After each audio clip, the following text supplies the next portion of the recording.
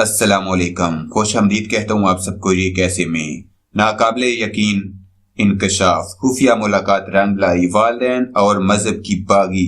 18 سالہ سعودی لڑکی راہف کس کی مدد سے تھائی لینڈ سے کینیڈا پہنچی، بالآخر پتہ چل گیا۔ جان کے متعلق خطرہ بھانپتے ہوئے واپس سعودی عرب نہ جانے والی لڑکی راہف کے کینیڈا پہنچنے کی داستان کی نئی پرتیں کھلتی جا رہی ہے۔ اب آسٹریلین صحافی سوفی میکنل نے اپنے ایک مضمون میں ساری آپ بیتی کھل کر بتا دی ہے کہ کس طرح اس نے تھائی لینڈ میں موجود راہف کو کینیڈا جانے میں مدد کی۔ تفصیلات کے مطابق سوفی میکنل نے آسٹریلین ویب سائٹ میں لکھے گئے مضمون میں بتایا کہ وہ سوشل میڈیا پر ان خواتین پر نظر رکھتی ہیں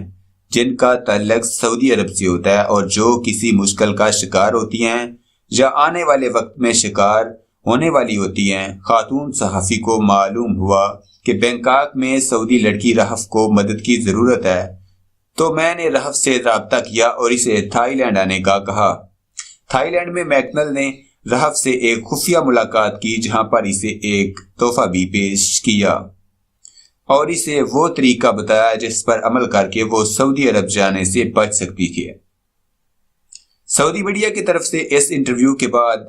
خاتون صحافی سوفی میکنل کو ایک ایسی خاتون کہا گیا ہے جو سعودی خواتین کو پھنسانے پر مامور ہے۔